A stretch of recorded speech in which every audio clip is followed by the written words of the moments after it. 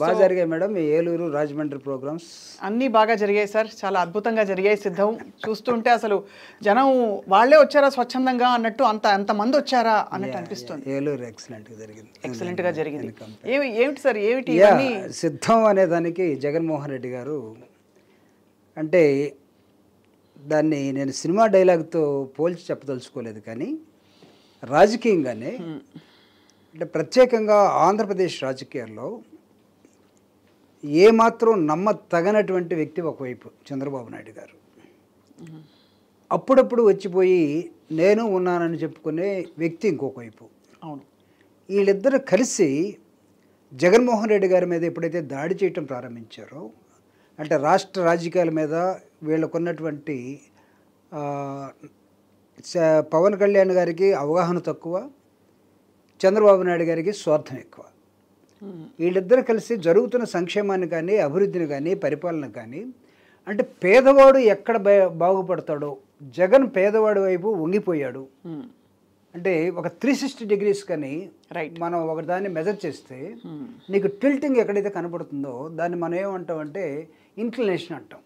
జగన్మోహన్ రెడ్డి గారు పాలిటిక్స్లో ఈరోజు మీరు చూడండి, విశాఖపట్నం నుంచి మీకు నర్సరావుపేట దాకా గతంలో ఏ పార్టీ చూసినా చౌదరీస్కి ఎంపీ టికెట్ ఇచ్చేవాళ్ళు, చౌదరి కమ్యూనిటీ.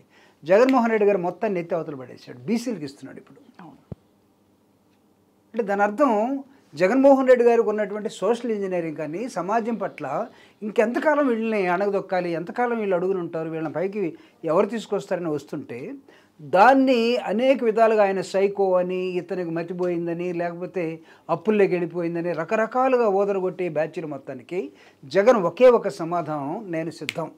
అంతే అంతే అంటే ఎన్నికలకి మీరు సిద్ధమైతే, మీరు నిజంగా ఇంకా ఏదన్నా ఉన్నవాళ్ళైతే, నేను కొన్ని భాషలు మాట్లాడలేను కానీ మిగతా వాళ్ళలాగా ఉన్నవాళ్ళైతే మీరు సిద్ధమా అని అడుగుతుంటే మేము కూడా సిద్ధమే, కూడా అని వస్తుంది చూడండి, మేము కూడా, నేను కూడా వస్తాను అంటే ఇవన్నీ ఏంటంటే అడ్జెక్టివ్స్, డైరెక్ట్గా రాలేదన్నమాట. స్వప్న గారు వచ్చి ఒక షో చేస్తున్నారంటే స్వప్న గారి తోటి మేము కూడా వస్తామండి అంటే, తోటి వచ్చేవాళ్ళు ఎట్టుంటారంటే ఏదో నేర్చుకోవడానికి వచ్చినట్టు, లేకపోతే ఆప్షన్స్లో ఏదైనా చేయడానికి వచ్చినట్టు ఉంటారు. ఇప్పుడు మేము కూడా సిద్ధం అంతే అని వాళ్ళు అంటున్నారు. కమాన్ అంటే ఈ రాష్ట్రంలో ప్రజలందరూ కూడా నాకు తెలిసి వాళ్ళందరూ డిసైడ్ అయిపోయినారు మేడం. నా ఆలోచనలో నేను గ్రౌండ్లో ఎక్కువగా పల్లెల్లో తిరుగుతూ ఉంటాను. ఈ రిపోర్ట్ వచ్చింది, 2-3 అన్నారు, అంటే ప్రతిపక్షాలు ఇలా ఉన్నా కూడా డిసైడ్ అయిపోయి ఉన్నారు అని ఒక సంకేతం వస్తుందని. బట్ మీరు దేన్ని బట్టి చెప్తున్నారు సార్, చెప్పండి. అంటే నేను అంటే ప్రభుత్వం తీసుకున్నటువంటి అనేకమైన సంక్షేమ కార్యక్రమాలు దాదాపు 2,55,000 కోట్ల రూపాయలు మేడం.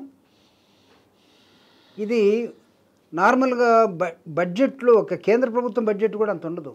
సంక్షేమానికి జగన్మోహన్ రెడ్డి గారు తనకు అందినటువంటి ప్రజలు ఇచ్చినటువంటి గౌరవాన్ని ఒక్కసారి అధికారం ఇస్తే అతను ప్రభుత్వం మొత్తాన్ని తీసుకొచ్చి ఇది మీది అని పేద ప్రజలకు పనిచేశాడు. ఏ ముఖ్యమంత్రి గతంలో చేయలేదు, అసలు ఏ ప్రధానమంత్రి కూడా చేయలేదు. నాకున్నటువంటి పొలిటికల్ నాలెడ్జ్లో ఒక దళితుడుగా, లేకపోతే ఈ సమాజం ఇంకా 76 సంవత్సరాలుగా ఎందుకు వెనకబడిపోయిందంటే ఇలాంటి కార్యక్రమాలు గతంలో చేసినోడు ఒక్కడున్నా ఈ రాష్ట్రం, దేశం బాగుపడేది. 2,55,000 కోట్ల రూపాయలు మీరు చూడండి, 1000 కోట్లు ఎన్ని సున్నాలు ఉంటాయి పెట్టండి ఒకసారి.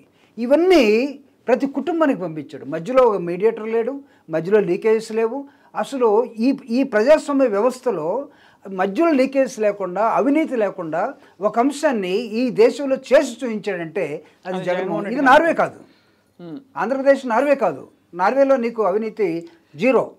ఈ 2,55,000 కోట్ల రూపాయలు ప్రజల అకౌంట్లోకి డైరెక్ట్గా, ఒకవేళ నేను బెనిఫిషియరీ అనుకోండి, మీరు ముఖ్యమంత్రి గారు అనుకోండి, మీరు ఒక సింపుల్గా ఒక బటన్ నొక్కితే నాకు మధ్యలో ఎవడు లేకుండా, ఇంతకుముందు గతంలో జన్మభూమి కమిటీలు, లేదా మా పార్టీలో ఉన్న పార్టీ వాళ్ళు, లేకపోతే వేరే వాడు రికమెండేషను, ఎంఆర్ఓ ఆఫీస్ దగ్గర, ఎంపీడీఓ ఆఫీస్ దగ్గర గుట్టలుగా రికమెండేషను, ఫోన్లు ఇవన్నీ లేదని. అవును. సో అయితే మొత్తానికి మీ పథకాలు, మీరు చేసిన సంక్షేమ కార్యక్రమాలు మిమ్మల్ని తప్పకుండా మరోసారి గెలిపిస్తాయంటున్నారు. అంటే ఇవి యాంత్రికంగా కూడా చేసినవి కాదు మేడం. ఇవరి మనసు పెట్టి ఎదుటి మనిషి ఆయన దుఃఖాన్ని అర్థం చేసుకొని కనెక్ట్ అయి చేసినటువంటివి. రైట్. ఒక లింక్ ఏమవుతుందంటే ఇక్కడ రక్తం బాడీలో ప్రవహించినట్టుగా మనం అనుకోవచ్చు, మెదడుకి రక్తం పైకి ఎట్లా ప్రవహిస్తుందని. జగన్మోహన్ రెడ్డి గారు పైనుంచి కింద దాకా ఈ రాష్ట్రాన్ని 9 సంవత్సరాలు చదివి తిరిగి తన ఓదార్పు యాత్ర, సంకల్ప యాత్ర ఇవన్నీ తిరిగి చూసిన తర్వాత అర్థం చేసుకున్న సమాజానికి ఏమి ఇవ్వాలి ప్రభుత్వం ద్వారా అని చేసుకుంటూ వచ్చినటువంటి ఒక సమాధానం. కాబట్టి ఇచ్చిన వ్యక్తి మెకానికల్గా బటన్ నొక్కాడని మీరు అనుకుంటే పొరపాటు. నేను ఎందుకు చెప్తున్నానంటే జనమంతా జగన్తోనే ఉన్నారని. ఒకవేళ జనం తప్పు చేస్తే ఇది జగన్ తప్పు కాదు, రేపు ఏమైనా ఇబ్బంది పడితే జనం తప్పే అవుతుంది మళ్ళీ.